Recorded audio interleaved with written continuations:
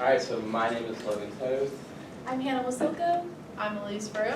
and we are talking about the historical volcanic eruptions and catastrophes. Oh. Alright, so my part is how do volcanoes form. So, basically, the core of the Earth is extremely hot. It is about 10,800 degrees Fahrenheit. It is so hot that it is slowly able to melt rocks in the Earth's mantle into something called magma. Magma is a lot less dense than the surrounding mantle, so it rises towards the surface. So now I'm going to get in depth about how volcanoes actually do form and how the Earth's crust can determine what kind of volcanic eruption happens. So now on to the formation of volcanoes. Alright, so it starts by magma pushing up under the middle of the lithosphere plate. Though this is much less common than the magma production around the plate boundaries, the interplate volcanic activity is caused by unusually hot mantle material forming in the lower mantle and pushing up into the upper mantle. The mantle material, which forms a plum shape that is from 500 to 1,000 kilometers wide, wells up to create a hot spot under a point on the Earth that is the Earth's crust. The hot spot itself is stationary, but as a continental plate moves over the spot, the magma will create a string of volcanoes which die out once they move past the hot spot. According to National Geographic, a volcano is an opening in the Earth's crust that allows molten rock from beneath the crust to reach the surface. This molten rock is called magma. When it is beneath the surface and when it erupts or flows from a volcano, along with the lava, volcanoes also release gases, ash, and rocks. It's a super hot mix that can be both incredibly destructive and creative. Volcanoes form at the edges of Earth's tectonic plates, the huge slabs of Earth's crust that travel atop the partly molten mantle, which is the layer beneath the crust. Another way of volcanoes forming is subduction. At the point where two plates collide, one plate may be pushed under the other plate so that it sinks into the mantle. This process, called subduction, typically forms a trench, a very deep ditch, usually in the ocean floor. As the rigid lithosphere pushes down into the hot, high-pressure mantle, it heats up. Many scientists believe that the sinking lithosphere layer can't melt at this depth, but that the heat and pressure forces the water out of the plate and into the mantle layer above.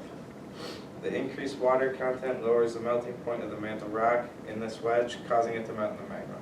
This sort of magma production is known as subduction zone volcanoes. So now just a basic reason for eruption, just a little bit of an understanding. The erupting force generally comes from the internal gas pressure. The material that forms magma contains a lot of dissolved gases that have been suspended into magma solution. The gases are kept in this dissolved state. If the confining pressure of the surrounding rock is greater than the vapor pressure of the gas, when this balance shifts and vapor pressure becomes greater than the vapor pressure of the gas, greater than the confining pressure, the dissolved gas can expand and form small gas bubbles called vesicles in the magma, and this happens if one of the two things occur. So the confining pressure decreases due to the decompression from the magma rising from a higher pressure point to a lower pressure point, or the vapor pressure increases because the magma cools, initializing a crystallization process that enriches the gas content of the magma. Okay, so I'm Elise Frew. I'm going to talk about the Kilauea volcano. So the Kilauea volcano is located in Hawaii on the Big Island. It is on the eastern rift zone. So I have a nice little arrow here pointing to where the Kilauea volcano is located. It is on the southeast side of the Mauna Loa shield volcano. This volcano first erupted in 1982. So here's a shield volcano. They have gently sloping sides, meaning that they're a lot easier to hike than if it was, straight up and down. Basaltic lava, which is mafic, meaning that there is the presence of iron and magnesium in this lava. This kind of volcano is explosive when steam builds up pressure under the volcano. This is when the water trickles down in, gets warm, heats up to steam, pressurizes eruption. The cinder cone, also known as like the crater lake, is located on the very top of this volcano. The lava is very fluid. It flows more like water than honey, so the viscosity is lower. So, the Kilauea volcano is about 1,222 meters high. It is a shield volcano, like I just explained. Basalt is located, or is what comes out of this kind of volcano. Mafic materials, AA lava flow, meaning rough and jagged surfaces because it is more viscous. Steam, when steam gets under here, so as you can see, the water heats up and eruption begins. So the background on the Kilauea volcano first erupted in 1982. It was 25 years dormant, so this means that 25 years later it erupted again. So in 2007 there was like signs of the gas emissions increasing. So therefore they started to warn the residents in the area that the volcano could explode. So this was a good way for them to notify the public that it was going to happen. Small earthquakes were striking and erosion in the crater began, meaning that in the volcano at the very top it started to erode inside, meaning like the rock would fall off the inside and fall down into the volcano, giving it like more materials to erupt. So then through 2010 it was still experiencing a little bit of activity, and then it started to experience some gas pistoling, which this means that like the lava is now in the crater and it is starting to try to release gas. So the gas is coming up, so like the steam, the gas coming up is trying to release. The lava is like popping out of the ground, but it's falling back inside the volcano. It's not like going on the slopes of the volcano so much. So then the explosion happened in 2018. This is a photo of roads and like land around getting destructed by the lava flow. So this is this is showing us the lava thickness from the volcano. So as you can see, the red here is 55 to 280 meters thick. So it's right on the outside edge here of the Big Island, and the buildup of this lava flow right in here is actually kind of making the Big Island expand a little bit. So this is the eastern rift zone that I was talking about. This is one of the dominant vents for the 2018 eruption. Alright, so this is interesting to me, the elevation difference. So when I was telling you about the erosion happening inside the crater, this is in 2009. So in 2009, it wasn't very big, it wasn't very deep.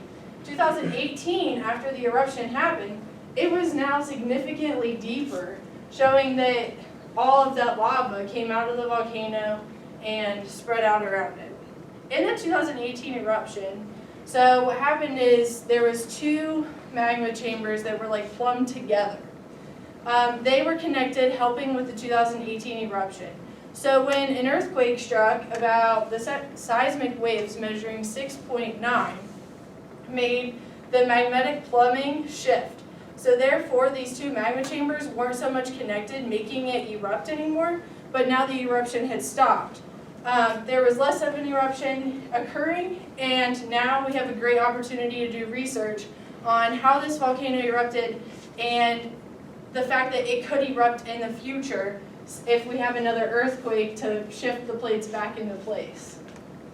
So this is the terrain that was created by the eruption. As you can see, it is like mafic materials, and it's right here on the shoreline to where it could start helping widen the Big Island. As of June 2019, it is in the normal green level, so the volcano is not really a threat, but it's obviously being watched just in case something happens again. Alright, I'm Hannah Wasilka. We're going to talk a little bit about Mount St. Helens. So Mount St. Helens resides in Washington State, and it's roughly 10,000 feet tall, so pretty tall, not gonna lie. The volcano has been inactive for about a century, but it finally erupted on May 18, 1980. So geologist David A. Johnston claims that this is actually this eruption itself of Mount St. Helens is known as one of the deadliest volcanic activities to ever happen in the United States. The eruption unfortunately took the lives of 57 people and also caused hundreds of millions of dollars in damages just because of its little doings there. It was kind of a toss-up with scientists and geologists of what was going to happen when this erupted. So they thought it could go either one of two ways. First being a lateral eruption, which is just as it sounds, or not lateral, vertical eruption, which is just as it sounds, which is a volcano erupting vertically, as opposed to a lateral eruption, or a lateral blast, as many call it, which is an eruption that erupts horizontally, as opposed to an upwards acting on a summit. And this is causing, you couldn't tell, lots and lots of magma and dust and ash bursting outward rather than upward. It wasn't until 8:32 on May 18th, 1980, where they finally figured out what this is. And you can tell by this literal label of Mount St. Helens that it was a lateral eruption. And with that, there was an earthquake that happened minutes before this happened, causing the north side of the mountain to have an avalanche, which caused a domino effect in making it erupt as a whole. So what happened? Oh, this is supposed to be a little video. Oh, there it is, it's going, don't worry. Okay, cool. So this is what happened throughout the whole thing. Basically what happened here was magma rose high enough to the Earth's surface to come in contact with water. You know what happens when it heats up? That pressure increases.